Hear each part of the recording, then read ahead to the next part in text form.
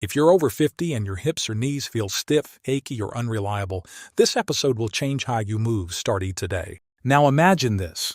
You wake up in the morning and swing your legs over the side of the bed.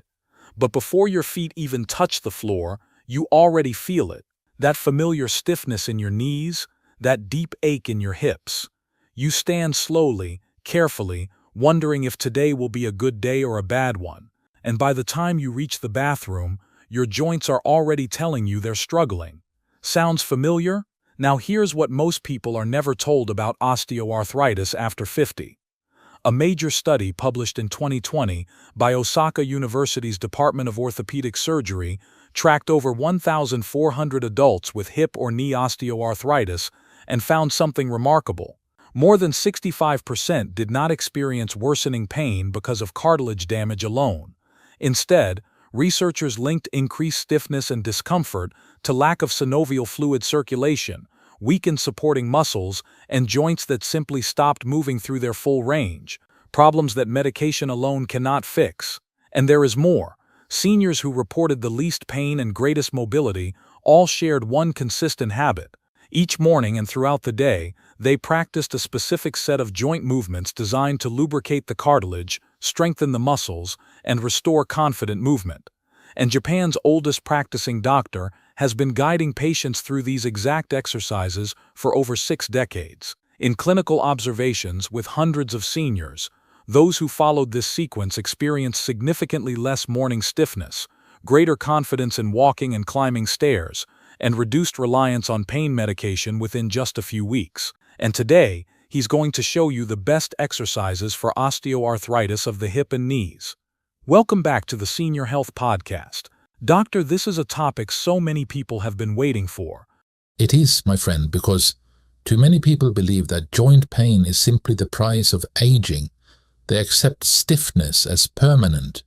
They stop moving because movement hurts, and in doing so, they make the problem worse. Today we break that cycle with the best exercises you can do at home. That really resonates. I see it constantly. Patients who have been told to rest, to avoid stairs, to stop doing the things they love, and slowly their world gets smaller. Exactly. But the joint does not heal through stillness. It heals through gentle, intentional movement. There is a phrase I have used for decades. Motion is lotion. The more we move the joint correctly, the more it lubricates itself, nourishes the cartilage, and maintains its function. And that is what we will teach today. So before we start, I want to hear from everyone watching.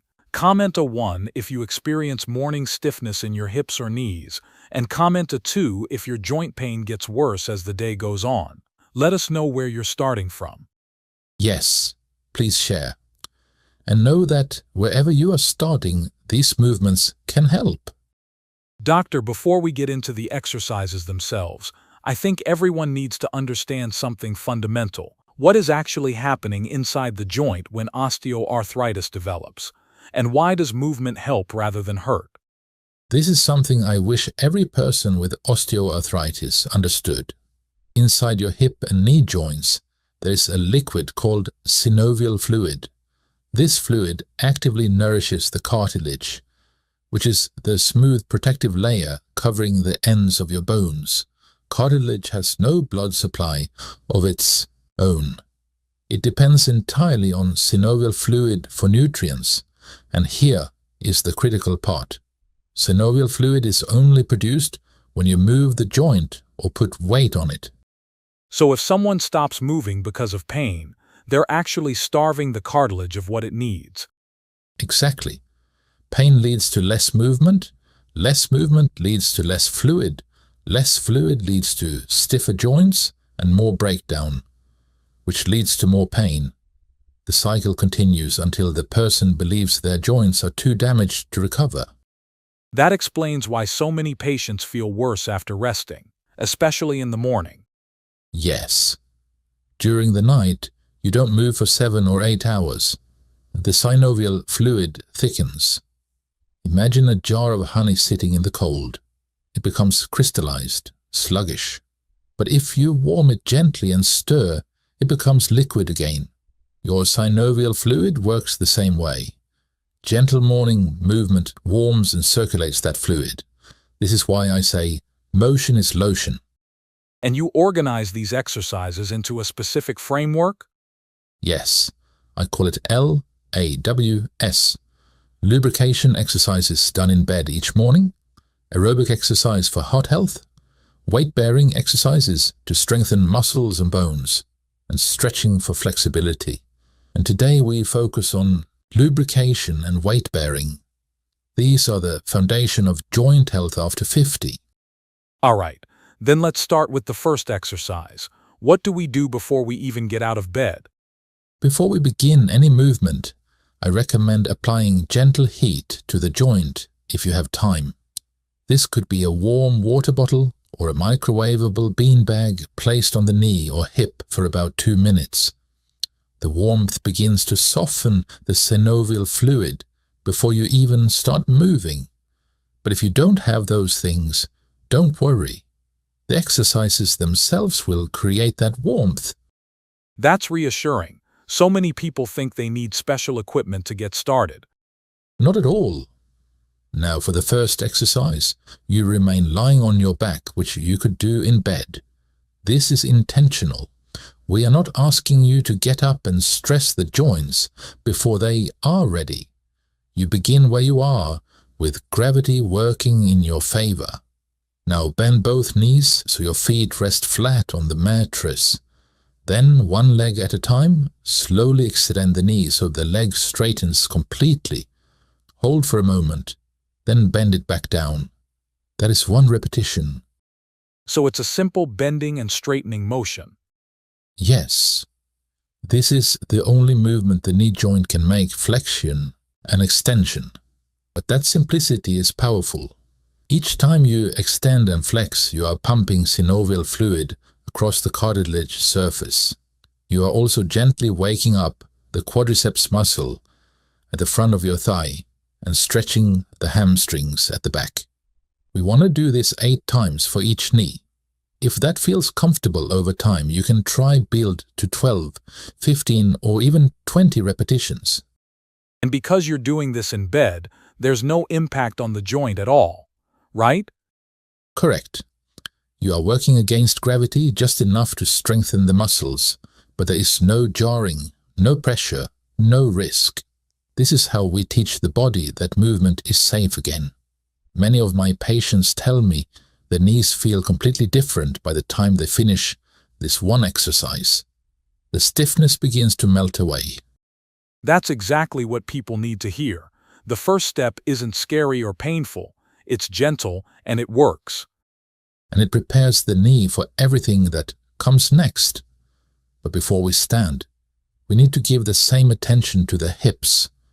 And for that, I have a movement that my patients actually enjoy.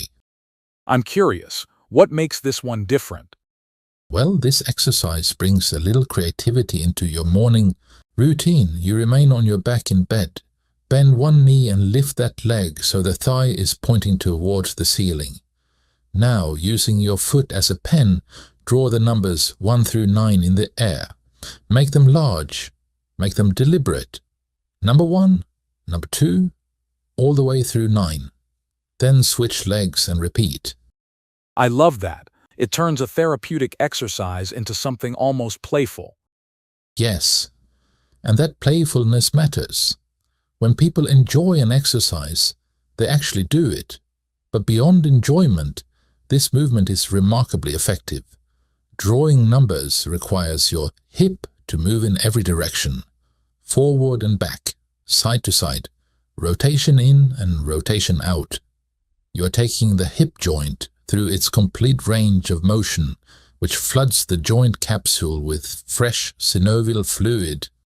And the bigger the numbers, the better? Exactly. The larger your movements, the more lubrication you create. You are expanding the capsule, warming the fluid, and telling the hip that it is safe to move freely. Many people with hip osteoarthritis have unconsciously begun limiting their range. They take smaller steps. They avoid rotating. Over time, the hip forgets what it can do. This exercise reminds it. Okay, how many times should someone do this? Once through the numbers 1 to 9 on each leg is usually enough for the morning. That takes about 60 to 90 seconds per side. By the time you finish, both hips will feel warmer, looser, and more ready to bear weight. And that is the perfect moment to get out of bed. So these first two exercises, the knee flexion and the numbers in the air, should be done every morning before standing. Yes, that would be best. Think of them as your joint breakfast. You would never ask your body to run on empty. Don't ask your joints to bear weight before they've been lubricated. These two movements take less than 5 minutes, and they set the tone for the entire day. That's such a simple habit to build. And now that the joints are warmed up, we move into the weight-bearing exercises? Yes, now we stand. And the first standing exercise is one of the most effective movements you can do for both hips and knees. Okay, let's hear it. Everyone stay with me. For this exercise, you need a wall. Any wall in your home will work. Stand with your back against it, your feet about 1 foot away from the base. Your head, shoulders, and hips should all be touching the wall. From this position, slowly slide down, bending your knees as you lower your body. Go only as far as feels comfortable. Then hold. How low should someone aim to go? That depends entirely on their current ability. For some, a small bend is enough. For others, they can lower until their thighs are nearly parallel to the floor. The goal is not to go as deep as possible. The goal is to find a position where you feel the muscles working, hold it, and breathe. And how long should they hold? Please just begin with just 5 seconds, that's all. Then slide back up.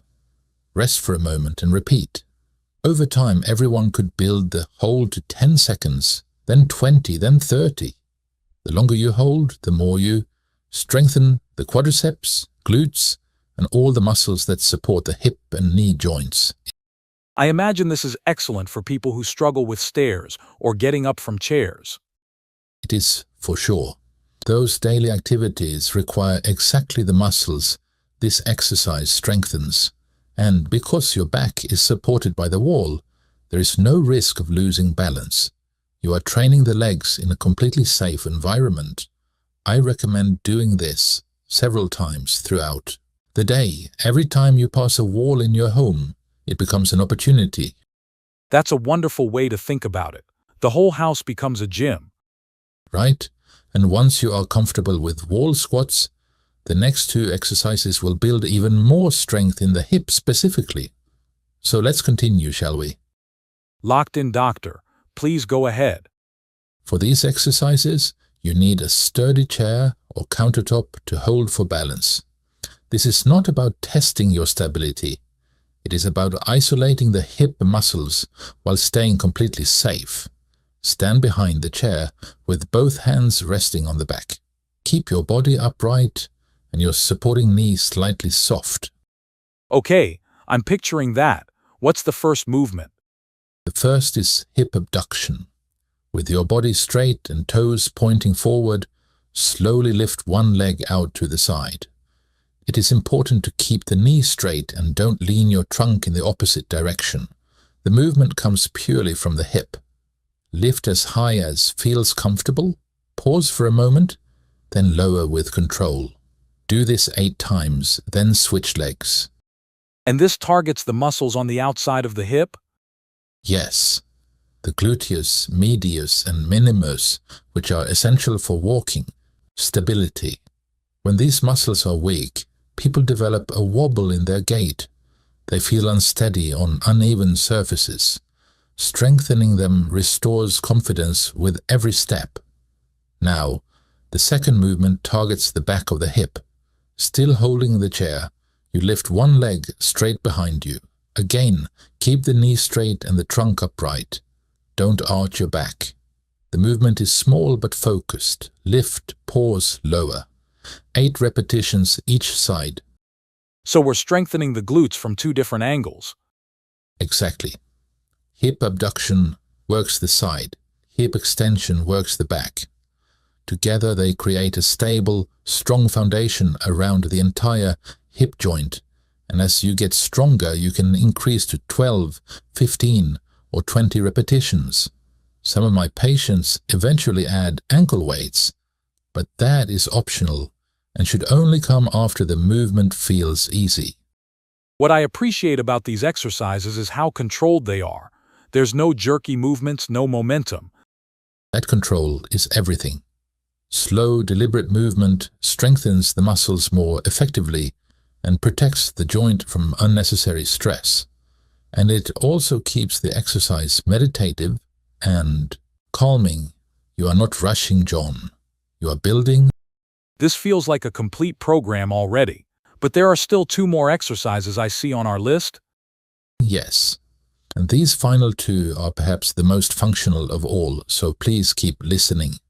They directly improve your ability to do the things you do every day.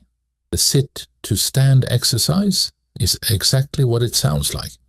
You begin seated at the edge of a sturdy chair, one without wheels. Your feet are flat on the floor, hip-width apart.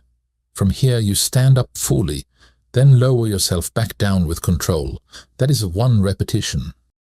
It seems simple, but I imagine the way you do it matters. Enormously. The key is control, especially on the way down. Anyone can drop into a chair. But lowering slowly, resisting gravity, that is what builds strength in the quadriceps and hamstrings. I tell my patients to count to 3 or 4 as they lower. Feel the muscles working. Don't collapse at the end. Touch the seat lightly and rise again. How many repetitions should someone do? I would say begin with 8. When that feels manageable, increase to 12, then 15, then 20. Some of my patients do this every time they sit down throughout the day. Every chair becomes a training opportunity. Over time, they notice they no longer need to push off with their arms. They no longer avoid low sofas. Their legs become reliable again. And the step exercise? For this, you need stairs or a single step. And importantly, a railing to hold. Safety comes first. Stand facing the step. Place your right foot up onto the step. Press through that leg to lift your body, then step back down. Repeat with the same leg for 1 minute, or count 20 repetitions. Then switch to the left leg and repeat. So you're training each leg individually? Yes. This isolates the work and reveals any imbalance between sides. Many people discover one leg is significantly weaker. That is valuable information. It shows you where to focus. And this exercise is particularly important because stair climbing is one of the first abilities people lose with hip and knee osteoarthritis. By training it deliberately, you preserve it. Can this be done sideways as well? Absolutely. Standing beside the step, you can step up laterally and back down. This works the muscles on the side of the hip, similar to the abduction exercise. Doing both forward and lateral step-ups creates comprehensive strength around the entire joint, I promise. This really is a complete program. Lubrication in the morning, weight bearing throughout the day. Yes, and together these 7 exercises can genuinely transform how your hips and knees feel. But before we finish, there is something important I must share for certain listeners. All right, please everyone, stay with us. Doctor, what are you talking about? Before we finish, I must share something important for certain listeners. If you have had a recent hip replacement, your surgeon likely gave you specific precautions. Certain movements can put the new hip at risk of dislocation. You should avoid crossing your legs, bending your hip past 90 degrees, and twisting at the hip. Some of today's exercises may not be appropriate for you in the first 3 to 6 months after surgery. Always check with your surgeon first. That's critical. Every surgery and recovery timeline is different. Exactly. And for everyone, I want to leave you with this thought. Consistency matters more than intensity. You do not need to do these exercises perfectly. You do not need to push through pain. You simply need to show up every morning and move with intention. Small efforts repeated over weeks create lasting change. That's such a hopeful message. The body can still adapt even after 50, 60, 70 years. It can. I have seen people who thought they would never walk comfortably again reclaim what they thought was lost. Your joints want to move. They are waiting for permission. Start tomorrow morning with 2 exercises in bed before you stand. And let us know in the comments how it goes. Thank you, Doctor. To everyone listening, if this episode helped you, help us back by giving it a thumbs up and subscribe. And make sure to watch this next episode. Oh, this is a good one. People should see People should this. definitely watch. See you there.